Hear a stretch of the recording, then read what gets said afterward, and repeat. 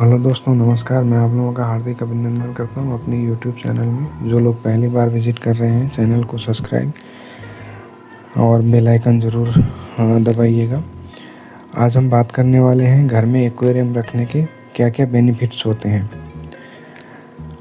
वास्तु और ऊर्जा का संतुलन बना रहता है। पानी का तत्व जो सकारात्मक ऊर्जा लाता है, जिससे घर का वातावरण हमारा खुशहाल होता है, शांतिपूर्ण होता है। एक्वेरियम जो होता है, घर में शुद्ध ऊर्जा का प्रभाव बढ़ा देता है और मानसिक तनाव कम करता है। मछलियों को धीरे-धीरे तैरना देखते हैं तो हमारा जो तनाव होता है, वो चिंता होती है, धीरे-धीरे कम हो जाती है। यह जो है हमारे मानसिक थकान को भी दूर करता है। हमारी जो सपने होती हैं, हमारी जो इच्छाएँ होती हैं, उसको भी पूर्ति करता है। वास्तु के अनुसार सही दिशा में एक्वेरियम रखने से हमारे आर्थिक समृद्धि, परिवार में मेल-जोल और हमारा जो स्वास्थ्य होता है उसमें लाभ होता है। और यह घर की सजावट में भी बहुत बड़ी भूमिका निभाता है।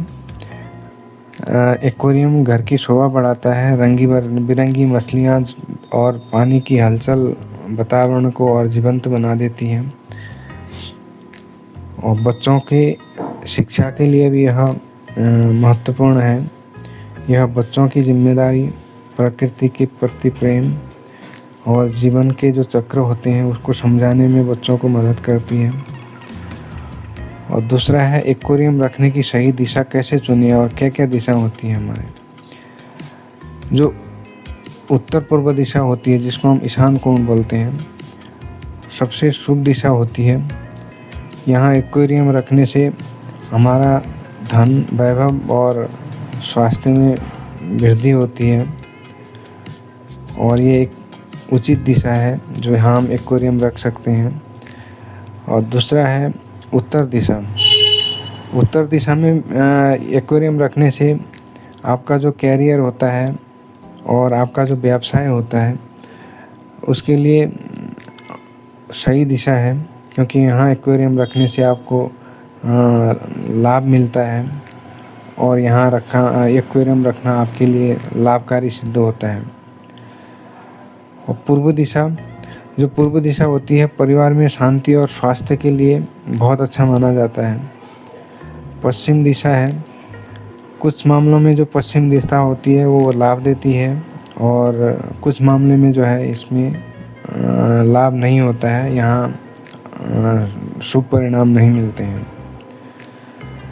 दक्षिण और दक्षिण पश्चिम दिशा जो है, यह दिशा एक्वेरियम के लिए वर्जित है। यहाँ एक्वेरियम नहीं रखना चाहिए, क्योंकि यहाँ एक्वेरियम रखने से हमारी जो वित्तीय हानियाँ, जो हम फाइनेंशियल जो हानियाँ होती है और हमारे जो विवाद होते हैं वो बढ़ सकते हैं। और दूसरी महत्वपूर्ण बात यह है कि एक्वेरियम को घर के मुख्य द्वार के सामने भी ना रखें। इससे जो सकारात्मक ऊर्जा होगी वो आपके घर से बाहर निकल जाएगी। इसलिए जो है एक्वेरियम को घर के दरवाजे के सामने भी नहीं रखना चाहिए। तीसरा है, एक्वेरियम की आकार क्या चुनें। एक्वेरियम का जो टैंक का आकार होना चाहिए वो कम से कम 30 से 50 लीटर की क्षमता वाला होना चाहिए, क्योंकि छोटा टैंक जो होता है वो जल्दी गंदा हो जाता है और मछलियों का जो है स्वास्थ्य खराब हो जाता है। इसलिए जो टैंक का साइज़ है 30 से 50 लीटर की क्षमता वाले एक्वेरियम चुनें। और एक्वेरियम की संख्या कितने रखें घर पे। घर में 1 या 2 एक्वेरियम ही रखना उचित होगा, क्योंकि बहुत सारे एक्वेरियम रखने से उनका जो मेंटेनेंस होता है, उनकी जो देखभाल होती है, उसको जो है मेंटेन करना कठिन हो जाता है और ऊर्जा का संतुलन भी बिगड़ जाता है। और मछलियों की संख्या कितनी रखें। एक्वेरियम के अनुसार, आकार के अनुसार ही मछलियों की संख्या रखें, ताकि उन्हें पर्याप्त मात्रा में जगह मिले और पर्याप्त मात्रा में सभी को ऑक्सीजन मिले। 4 है, मछलियों का चयन कैसे करें। गोल्ड फिश जो बोलते हैं यह धन संपदा और समृद्धि का प्रतीक होता है और देखभाल आसानी होती है। ब्लैक मूर जो बोलते हैं नकारात्मक ऊर्जा को दूर करता है, सुंदर और एकदम मजबूत मछली होती है। एरोवाना या ड्रैगन फिश, इसे धन और शक्ति का सर्वोच्च प्रतीक माना जाता है, पर इसे रखने के लिए बड़ा एक्वेरियम चाहिए क्योंकि इसका साइज जो है बड़ा होता है। गप्पी, रंगीन छोटे आकार की मछली, देखभाल करने में भी आसानी होती है, इसे इससे भी रख सकते हैं। कोई कार्प, सफलता और धैर्य के प्रतीक होती है मछली। सिल्वर डॉलर, परिवार में स्थिरता और समृद्धि लाती है। और वास्तु के अनुसार जो गोल्ड फिश है वो 8 रखें, ब्लैक मूर 1 रखें, टोटल 9 रखना चाहिए। यह जो है बहुत ही शुभ माना जाता है। और पानी की गुणवत्ता को हमें जो है देखना चाहिए, चेक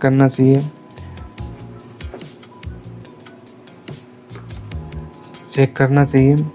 जिसमें फिल्टरिंग हो, फिल्टर होना ज़रूरी है। पानी को साफ और स्वच्छ बनाए रखता है। पानी को हर 10 से 15 दिन में बदलना चाहिए। क्लोरीन मुक्त पानी डालें। टोटी के पानी को 24 घंटे के लिए खड़ा करें ताकि क्लोरीन निकल जाए। पानी का तापमान गोल्ड फिश के लिए 20 से 25 डिग्री सेल्सियस बहुत ही अच्छा माना जाता है। और टैंक की सफाई का और रखरखाव कैसे करें। दीवार की सफाई, टैंक की दीवार पर जमा हुआ जो गंदगी है नियमित रूप से साफ करें। मृत पौधों और भोजन को वहाँ से हटाएं। पौधों को जो मरे हुए पौधे हैं, जो खराब पौधे हो गए, उनको वहाँ से हटाएं। फिल्टर की सफाई करें। हर महीने फिल्टर की सफाई करें ताकि पानी की गुणवत्ता बनी रहे। ऑक्सीजन का प्रबंध करें। एयर पंप का इस्तेमाल करें ताकि पानी पर्याप्त मात्रा में ऑक्सीजन बनी रहे। लाइटिंग और तापमान जो होता है वो मेंटेन करें। LED लाइट, एक्वेरियम में नरम और ऊर्जा बचाने वाली लाइट लगाएं। प्रकाश की अवधि 8 से 10 घंटे प्रकाश दे ताकि पौधों और मछलियों को सही वातावरण मिले। सूरज की रोशनी, डायरेक्ट सूर्य की किरणों से बचाएं क्योंकि इससे जो एक्वेरियम में गंदगी होती है वो बढ़ जाती है। मछलियों का जो स्वास्थ्य है उसके लिए मछलियों को 1-2 बार थोड़ा थोड़ा खाना दें। ओवर फीडिंग यानी कि ज़्यादा खाना देने से बचें। इससे पानी भी गंदा होता है और मछलियाँ भी बीमार हो सकती है। मछलियों के लिए पौष्टिक और संतुलित फिश फूड का उपयोग करें। स्वास्थ्य जांच, मछलियों के समय समय पर जांच और बीमार मछलियों को तुरंत अलग करें। एक्वेरियम रखने के लिए सही स्थान कौन सा है। बैठक कमरा या लिविंग रूम जहां परिवार वाले अक्सर रहते हों। खिड़की के पास लेकिन डायरेक्ट सूरज की रोशनी ना पड़ती हो। घर का उत्तर पूर्व या उत्तर दिशा वाली कमरा सबसे अच्छा होता है। शयन कक्ष, रसोई मतलब कि जो बेडरूम हो गया, किचन हो गया या बाथरूम, इनके सामने एक्वेरियम ना रखें। और अतिरिक्त जो सुझाव हैं, मछलियों का सामंजस्य और शांतिपूर्ण और अनुकूल मछलियाँ रखें ताकि एक दूसरे को नुकसान न पहुँचाएं। मृत मछलियाँ तुरंत निकालें। मरी हुई मछली एक्वेरियम में रखने से पानी खराब होता है। साफ सफाई का नियम बनाए रखें। एक्वेरियम को नियमित रूप से साफ करें।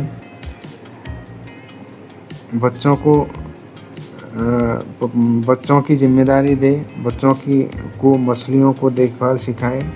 लेकिन एक्वेरियम को ज़्यादा परेशान ना करें जिससे मछलियाँ परेशान हो जाती हैं।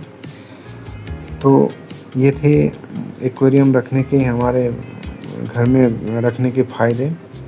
और ये जानकारी आपको कैसी लगी? यदि आपको अच्छी लगी हो तो चैनल को सब्सक्राइब और वीडियो को लाइक कमेंट ज़रूर करिएगा। और यह जानकारी पूरी तरह समझने और पूरा वीडियो देखने के लिए आपका बहुत बहुत धन्यवाद। यह इतना ही कहकर मैं अपनी वाणी को यहीं विराम देता हूँ। नमस्कार, जय हिंद, जय भारत।